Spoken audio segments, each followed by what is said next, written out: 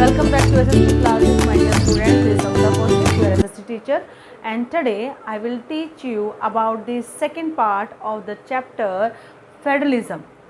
Okay, I have already taught you about the definition and the features of federalism, and also we have already learned about the India, means to say how we can say that India is a federal country. Okay, in this part we will learn about the next two topics of this chapter. First is how is federalism practiced, and next is what is decentralization and its importance. So let's start the video.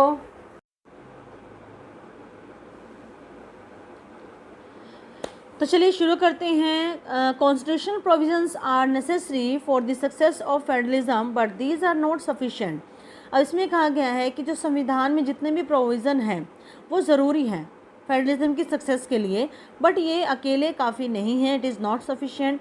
If the federal experiment has succeeded in India, it is not merely because of the clearly laid out constitutional provision. The real success of federalism in India can be attributed to the nature of democratic politics in our country. Bharat जैसे देश में federalism जो है वो success है, सफल हुआ है.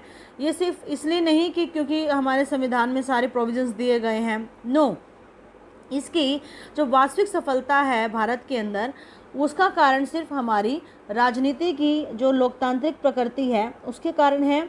This ensured that the spirit of federalism, ये हमें बताती है, विश्वास दिलाती है कि फेडरलिज्म की जो स्पिरिट है, respect for diversity and desire for living together, ये तीनों चीज़ें, फेडरलिज्म की स्पिरिट, रिस्पेक्ट फॉर डाइवर्सिटी और इकट्ठे रहने की जो इच्छा है, ये सारी जो है मिलकर became shared ideals in our country. यही हमारे देश की जो है आइडियल्स बने हैं, आदर्श बने हैं. Let us look at the some of the major ways in which this happened. आओ देखते हैं उन तरीक़ों को जिनके कारण भारत में ये हुआ है. फर्स्ट हम देखेंगे linguistic state. When our country got independence, जब हमारे देश को स्वतंत्रता मिली तो सबसे पहला हमारे सामने क्वेश्चन आया कि स्टेट्स को किस तरह से डिवाइड किया जाए. तो हमारे संविधान के अकॉर्डिंग नहीं, फिर हमारे यहाँ के राजनीति ने या राजनेताओं ने सोचा और उन्होंने फिर क्रिएशन की लिंग्विस्टिक स्टेट्स की. लिंग्विस्टिक स्टेट मतलब भाषा के आधार पर राज्य है. जैसे कि आपको पता है कि हरियाणा में हरियाणी बोलने वाले, पंजाब में पंजाबी बोलने वाले, इस तरीके से हमारे मोस्टली जो स्टेट्स हैं वो लिंग्विस्टिक स्टेट्स हैं. ठीक है, चलिए स्टार्ट करते हैं. The creation of linguistic states was the first and a major test for democratic politics in our country. हमारे नेताओं ने एक एक करके छोटा छोटा टेस्ट लिया. तो पहला टेस्ट उन्होंने लिंग्विस्टिक स्टेट्स पर लिया.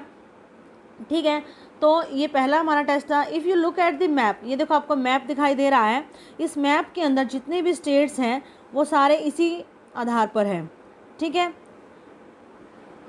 if you look at the political map of India when it began its journey as a democracy in 1947 and that of 2017, you will be surprised by the extent of changes. अगर आप देखोगे 1947 का map और आज वाला map, तो दोनों में दिन रात का फ़र्क है. ठीक है, ये आपको पिक्चर में शो भी हो रहा है. आज वाला अगर 17 की बजाय 21 का भी अगर आप देखोगे तो बहुत सारे बदलाव आए हैं. पहले राज्य कम थे, फिर और हुए, फिर पार्ट्स हुए, इस तरीके से. ठीक है, many old states have vanish, बहुत सारे पुराने जो स्टेट्स हैं वो वैनिश हो चुके हैं. And many new states have been created, और बहुत सारे नए बने भी हैं. Areas boundaries and the name of states have been change, उनकी बाउंड्रीज भी और उनके नेम्स हैं वो भी धीरे धीरे बदले हैं. इन 1947 the boundaries of several old states of India were changed in order to create a new states. वहाँ के नए राज्य बनाने के लिए उनकी बाउंड्री जो है वो चेंज हुई है. This was done to ensure that people who spoke the same language lived in the same state. और ये क्यों किया गया? ये लोगों को विश्वास दिलाने के लिए कि जहाँ जो राज्य है उसी सेम भाषा के बोलने वाले लोग उसमें रहेंगे. Some states were created not on the basis of language but to recognize different based on culture, ethnicity और geography. और कुछ ऐसे हमारे राज्य हैं जिनको ना केवल भाषा के आधार पर बल्कि उनकी पहचान, उनकी संस्कृति, उनकी जाति और उनकी भौगोलिक प्रकृति के आधार पर हुई है. ठीक है, this include states like Nagaland, Uttarakhand and Jharkhand, ये इसमें इंक्लूड है. जैसे कि आपको पता है जो पंजाब है हमारा, वो पंजाब और हरियाणा पहले एक था, बट बाद में जो है 1961 में हमारा जो हरियाणा है, 66 में हरियाणा अलग हुआ था पंजाब से। तो इस तरह से बहुत सारे चेंजेस स्टेट्स में आए हैं। When the demand for the formation of states on the basis of language was raised, some national leaders feared that it would lead to the disintegration of the country. The central government resisted linguistic state for some time, but the experience has shown that the formation of linguistic states has actually made the country more united, and it has also made administration easier. कई बार शुरुआत में क्या हुआ था, जब ये भाषा के आधार पर स्टेट्स की डिमांड हुई तो कुछ नेताओं को ये डर हो गया था कि कहीं इससे डिसइंटीग्रेट ना हो जाए, यानी कि भारत के टुकड़े ना हो जाएं। लेकिन हमारा एक्सपीरियंस ये कहता है, हमारी राजनीतिक एक्सपीरियंस ये कहता है कि इससे देश है वो और ज़्यादा उसमें एकता बढ़ी है, और इससे हमारा जो प्रशासन है वो भी ईजी हुआ है। ओके, तो ये तो हमारा था लिंग्विस्टिक बेस। अब हमारा है लैंग्वेज पॉलिसी, कि यहाँ की लैंग्वेज पॉलिसी किस बेस पर हुई। A second test for Indian Federation is the language policy. Our constitution did not give the status of national language to any one language. Hindi was identified as the official language. अब इसमें क्या कहा गया है कि दूसरा test हमारा भाषा पर किया गया। पहला भी वो स्टेट्स पे था, यहाँ पर भाषा किसको हम अपनी राष्ट्रभाषा बनाई उसके उस पर था। तो हमारे संविधान ने किसी भी पर्टिकुलर लैंग्वेज को हमारी जो है नेशनल लैंग्वेज घोषित नहीं किया। हिंदी को सिर्फ एक पहचान दी गई थी ऑफिशियल लैंग्वेज के रूप में। ऑफिशियल लैंग्वेज मतलब आधिकारिक भाषा, जिसमें जो भी हमारा ऑफिशियल वर्क होगा वो इसमें होगा, ठीक है। But Hindi is the mother tongue of the only about 40% of the Indians. लेकिन प्रॉब्लम क्या आई, जो हमारी हिंदी भाषा है वो पूरे भारत के सिर्फ 40% लोग ही बोलते हैं। Therefore there were many safeguard to protect other languages. तो जो दूसरे भाषा बोलने वाले थे वो आए आगे अपनी भाषा को प्रोटेक्ट करने के लिए। Beside Hindi there are 21 other languages recognised as scheduled language by the constitution. इसको अंडरलाइन करना कि हिंदी के अलावा 21 और भाषाएं हैं जिनको हमारी भारत के अंदर एक पहचान दी गई है। A candidate in an examination conducted for the central government position may opt to take the examination in any of the language states to have their own official language. Much of the government work take place in the official language of the concerned state. अब अगर मान लो आपको कोई भी official test देना है किसी भी जॉब पे लगने के लिए, तो आप इन 21 भाषाओं में से किसी भी एक भाषा को चूज़ कर सकते हो, और हर एक अपने स्टेट ने अपनी अलग अलग ऑफिशियल लैंग्वेज चूज़ कर रखी है। कोई भी अगर गवर्नमेंट का वर्क होता है तो इन्हीं ऑफिशियल लैंग्वेज में होता है जो भी उस कंसर्न स्टेट की है। जैसे अपने हरियाणा की हिंदी और इंग्लिश दोनों है। अब इंग्लिश का भी मैटर आएगा कि इंग्लिश को कब ऑफिशियल लैंग्वेज बनाया और उसमें क्या प्रॉब्लम आई वो देखते हैं। Unlike Sri Lanka, the leaders of our country adopted a very cautious attitude in spreading the use of Hindi. According to the constitution the use of English for official purposes was stopped in 1965। इसको भी underline करो। श्रीलंका की तरह भारत में भी हमारे कुछ नेताओं ने ऑब्जेक्शन किया था हिंदी का यूज़ करने में। तो हमारे संविधान के अकॉर्डिंग 1965 में इंग्लिश का जो यूज़ है ऑफिशियल पर्पस के लिए वो स्टॉप कर दिया गया था। However many non Hindi speaking state demanded that the use of English continue. In Tamil Nadu, this movement took a violent form. फिर क्या हुआ, हमारे कुछ ऐसे स्टेट्स हैं जैसे तमिलनाडु, कर्नाटका, साउथ के स्पेशली, तो वो लोग इंग्लिश को ज़्यादा कंफर्टेबल समझते हैं, ठीक है। तो उन्होंने ऑब्जेक्शन कर दिया और इस ऑब्जेक्शन ने एक वॉयलेंट फॉर्म भी ले लिया, एक वॉयलेंट रूप भी ले लिया था। The central government responded by agreeing to continue the use of English along with Hindi for official purpose. तो अब उस वॉयलेंट को कम करने के लिए, क्योंकि हम श्रीलंका में हाल देख ही चुके थे, तो उन्होंने क्या किया, इंग्लिश को भी ऑफिशियल लैंग्वेज की मान्यता दे दी कि भाई हिंदी के साथ साथ आप इंग्लिश भी यूज़ कर सकते हो। Many critics think that this solution favour the English speaking elite. तो कुछ जो आलोचक थे उनको लगा कि ये तो भाई इंग्लिश वालों को फेवर दे दिया उन्होंने। फिर क्या हुआ, promotion of Hindi continues to be the official policy of the government of India. Promotion does not mean the central government can impose Hindi on state where people speak a different language. The flexibility shown by the Indian political leaders helped our country avoid the kind of situation that Sri Lanka find itself in. लेकिन उन्होंने हिंदी का promotion continue रखा। और promotion का मतलब, promotion होता है कि हम उस भाषा को प्रोत्साहन दें, और हिंदी भाषा को प्रोत्साहन देने का मतलब ये नहीं था कि भाई हम हिंदी भाषा को किसी पर थोपेंगे, सिर्फ हम प्रमोशन करेंगे। जो ये लचीलापन भारतीय राजनीतिक नेताओं ने रखा है, इससे क्या हुआ, इससे हमें एक हेल्प मिली उस सिचुएशन को दूर करने में जो श्रीलंका में हुआ था।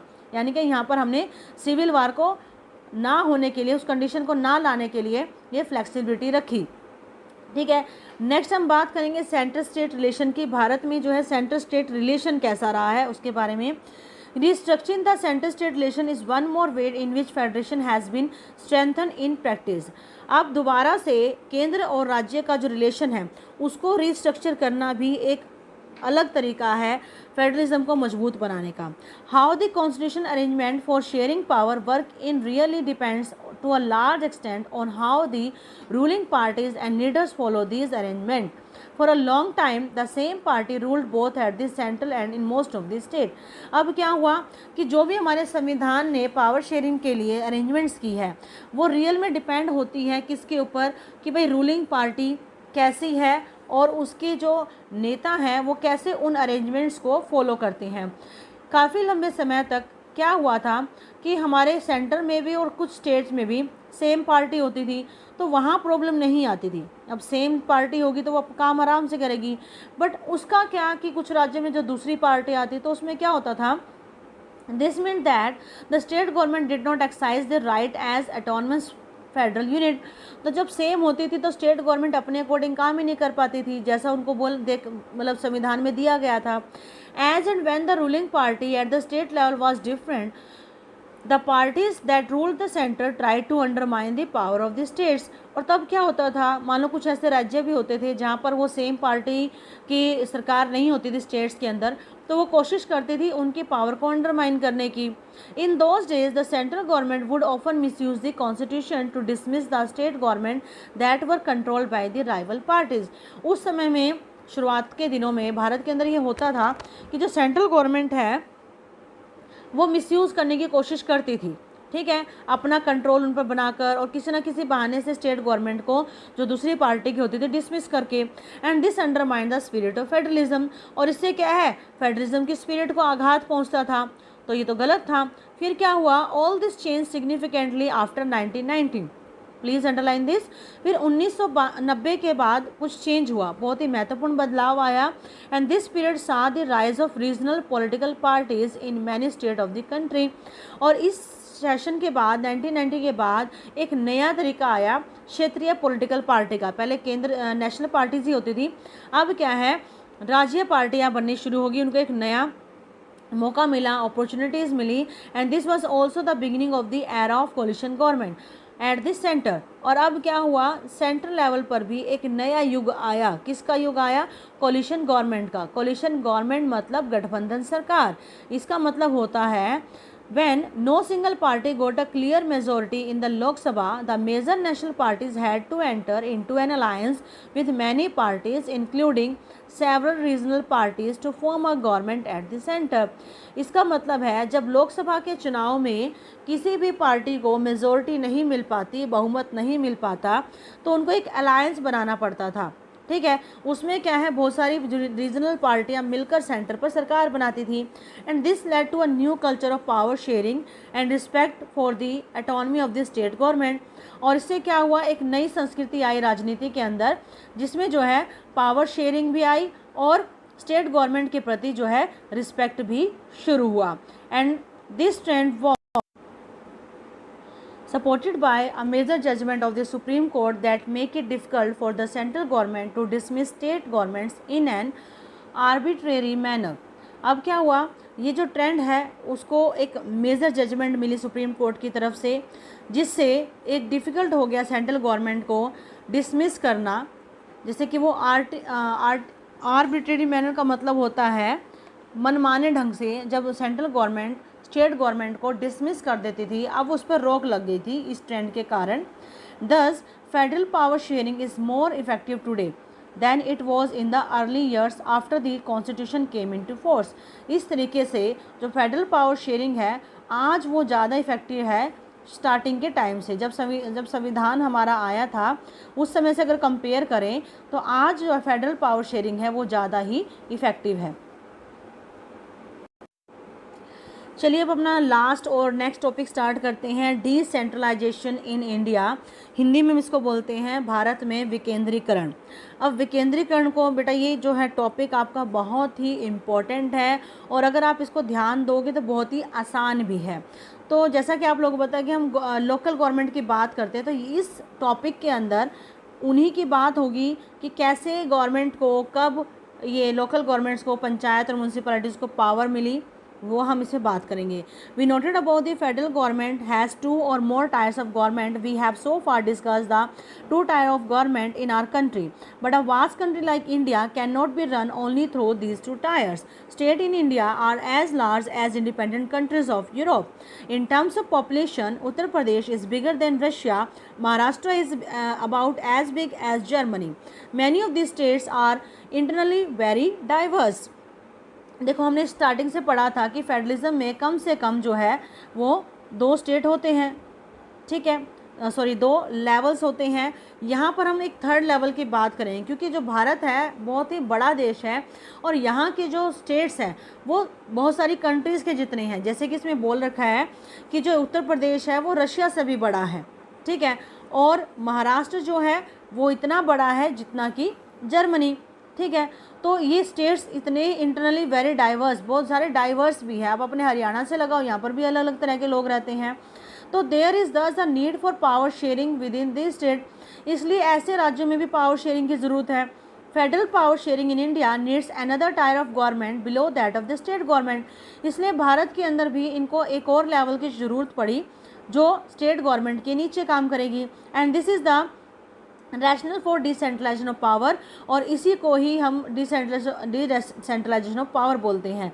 दस resulted a 3rd tyre of government called local government, और इस तरह से एक तीसरा लेवल आया सरकार का जिसको हम क्या बोलते हैं, local government. Okay, when power is taken away from central and state government and given to the local government, it is called decentralisation. Please underline this is the definition of decentralisation. विकेंद्रीकरण की definition है ये कि जब power जो है central और state government से लेकर लोकल गवर्नमेंट को दी जाती है, कुछ पावर जो है इनसे लेकर और लोकल गवर्नमेंट को दे दी जाती है, तो इसको हम बोलते हैं decentralisation.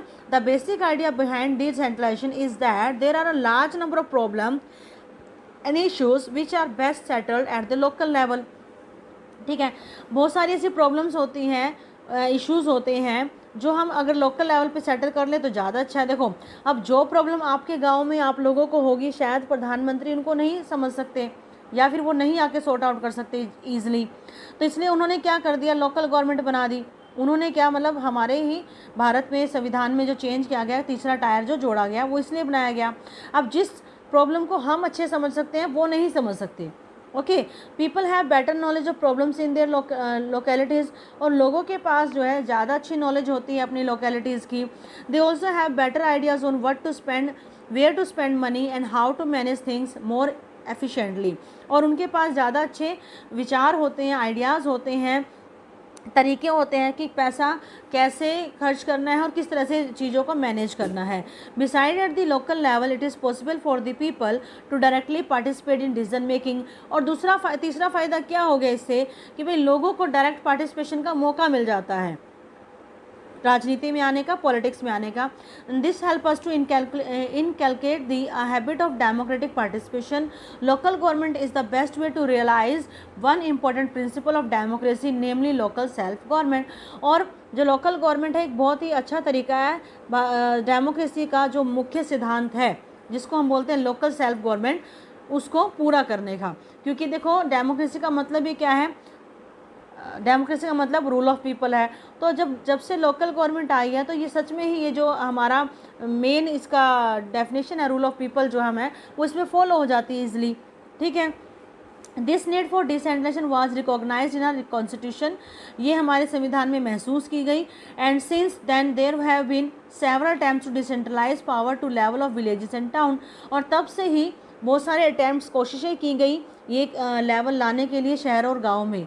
Panchayat in village villages and municipalities in urban areas were set up in all the state. फिर ये सब किया गया, गाँव में पंचायत और शहरों में municipalities, but these were directly under the control of state government.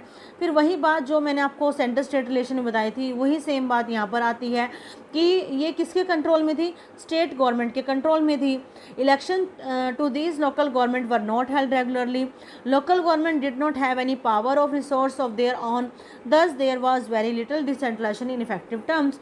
तो शुरुआत में क्या था, जो है स्टेट गवर्नमेंट अपनी मर्जी से काम चलाती थी, जब मन के इलेक्शन करा दिए, जब मन किया नहीं कराए, और उनके पास इतनी पावर्स और रिसोर्सेज नहीं थे, ठीक है, तो ये ज़्यादा इफेक्टिव नहीं था। फिर क्या हुआ, a major step towards decentralisation was taken in 1992, please underline this. फिर 1992 में एक बड़ा स्टेप लिया गया इसके लिए। The constitution was amended to make the third tier of democracy more powerful and effective. फिर संविधान में सुधार किया गया इस तीसरे टायर को, इस तीसरे लेवल को ज़्यादा पावरफुल बनाने के लिए। पहले क्या था, now it is constitutionally mandatory to hold regular election to local government bodies. सबसे पहले क्या किया कि संविधान ने ही बोल दिया, संविधान में ही लिखा गया कि भाई मैंडेटरी है, ये हर 5 साल के बाद लोकल गवर्नमेंट के भी इलेक्शन होंगे, ठीक है, पहले तो ये जरूरी कर दिया। फिर क्या किया, seats are reserved in elected bodies and the executive heads of the institution for the scheduled caste, scheduled tribes and other backward classes. फिर SC BC और इन सब के लिए भी जो है सीट रिजर्व कर दी गई। फिर जैसे कि हमारे सेंटर स्टेट में हुआ, सेम एज यहाँ पर कर दिया कि at least 1/3 of the all position are reserve for the women, women's के लिए जो है 1/3 पार्ट रख दिया। फिर नेक्स्ट क्या किया, an independent institution called the state election commission has been created in each state to conduct panchayat and municipal election, और इनके इलेक्शन के लिए भी अलग से एक स्टेट इलेक्शन कमीशन भी बनाया गया। इलेक्शन कमीशन के बारे में आप 9th में ऑलरेडी पढ़ चुके हो। The state government are required to share some powers and revenue with local government bodies, the nature of sharing varies from state to state. फिर स्टेट गवर्नमेंट को ये कहा भी गया कि वो अपनी कुछ पावर और अपने रिवेन्यू, आय के जो भी साधन है, वो लोकल गवर्नमेंट्स के साथ शेयर करे, और ये जो शेयरिंग का तरीका है वो अलग राज्य में सेम, मतलब सेम नहीं है, सभी राज्यों में ये अलग अलग है। Rural local government is popularly known by the name Panchayati Raj, गांव में हम इसको पंचायती राज बोलते हैं। Each village or a group of village in some state has a gram panchayat, और हर एक गांव में एक क्या होती है, ग्राम पंचायत होती है। And this is the council consisting of several and ward members often called panch, और इसके अंदर जो है बहुत सारे वार्ड मेंबर्स भी होते हैं जिनको हम पंच बोलते हैं। एंड अ प्रेसिडेंट, और उनका जो मुखिया होता है जिसको हम क्या बोलते हैं, sarpanch. They are directly elected by the all the adult population living in that ward, और ये जो है डायरेक्टली इलेक्टेड चुने जाते थे जितनी भी जो है अडल्ट पॉपुलेशन वहाँ पर रहती थी। अडल्ट पॉपुलेशन का मतलब वो जो 18 साल से ऊपर है, ये उनके द्वारा चूज़ किए जाते हैं, ठीक है। चलिए आगे बढ़। It is the decision making body for entire village, ये पूरे गांव के लिए डिसीजन लेते हैं। The panchayat works under the overall supervision of gram sabha, panchayat जो है वो ग्राम सभा के अकॉर्डिंग काम करती है। All the voters in the village are its member, और जितने भी वोटर्स हैं वो इसके मेंबर होते हैं। वोटर मतलब जितने भी 18 साल से ऊपर हैं, जो वोट देने के लायक हैं, वो इस ग्राम सभा के मेंबर होते हैं। It has to meet at least twice or thrice in a year to approve the annual budget of the Gram Panchayat and to review the performance of the Gram Panchayat, और कम से कम साल में इनकी meeting 2 या 3 बार होती है। क्या करने के लिए, एनुअल बजट देखने के लिए और ग्राम पंचायत की परफॉर्मेंस देखने के लिए, okay. The local government structure goes right up to the district level, अब डिस्ट्रिक्ट लेवल पे भी यही होता है। A few gram panchayat are grouped together to form what is usually called a panchayat samiti और ब्लॉक और मंडल। अब क्या कहते हैं कि ये कुछ ग्राम पंचायत मिलकर क्या बनाती है, एक पंचायत समिति बनाती है। ये क्वेश्चन भी 1 मार्क्स में आ जाता है कि पंचायत समिति क्या होती है। Then you can say group of gram panchayat, ठीक है। तो इनको हम 3 नाम से पुकारते हैं, बुलाते हैं। ब्लॉक भी यही होता है, मंडल भी यही होता है, और पंचायत, जैसे हमारा मतनोडा ब्लॉक है, ठीक है। The members of this representative body are elected by all the panchayat member in that area, और जितने भी मेंबर्स होते हैं इस रिप्रेजेंटेटिव बॉडी के, वो किसके द्वारा चुने जाते हैं, पंचायत के जितने भी मेंबर होते हैं उस एरिया के, उसके द्वारा इसके मेंबर चुने जाते हैं। ऑल द पंचायत समिति और mandal in a district together constitute the zila parishad, और ये सारे मंडल मिलकर क्या बनाते हैं, जिला परिषद बनाते हैं। द मोस्ट मेंबर ऑफ जिला परिषद आर इलेक्टेड, ये भी चुने जाते हैं। Members of the Lok Sabha and MLAs of that district and some other officials of other district level bodies are also its member, ये भी इनके मेंबर होते हैं, एमएलएज भी और लोकसभा के मेंबर भी। ठीक है।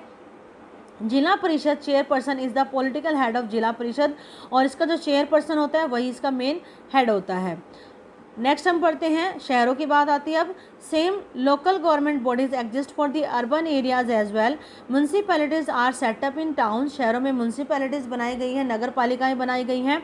Big cities are constituted into municipal corporation, both municipalities and municipal corporation are controlled by elected bodies consisting of people's representative.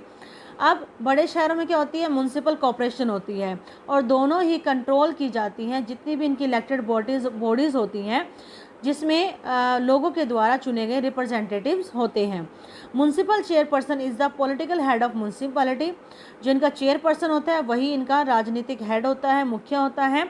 In a municipal corporation such an officer is called mayor, और इसका जो main head है हम उसको mayor के नाम से बुलाते हैं। This new system of local government is the largest experiment in democracy conducted anywhere in the world। और ये जो नया सिस्टम भारत में अपनाया गया था, शायद ही पूरे वर्ल्ड में कहीं अपनाया गया हो, ये सबसे बड़ा था। There are now about 30 lakh elected representative in the panchayat and municipality etc. all over the country। हमारे पूरे भारत में लगभग 36 लाख जो हैं रिप्रेजेंटेटिव हैं, जो एज पंचायत और म्यूनसिपैलिटीज़ में नेता के रूप में काम करते हैं, हमारे रिप्रेजेंटेटिव के रूप में काम करते हैं। 36 लाख, ये बड़ा अमाउंट है। And this number is bigger than the population of many countries in the world.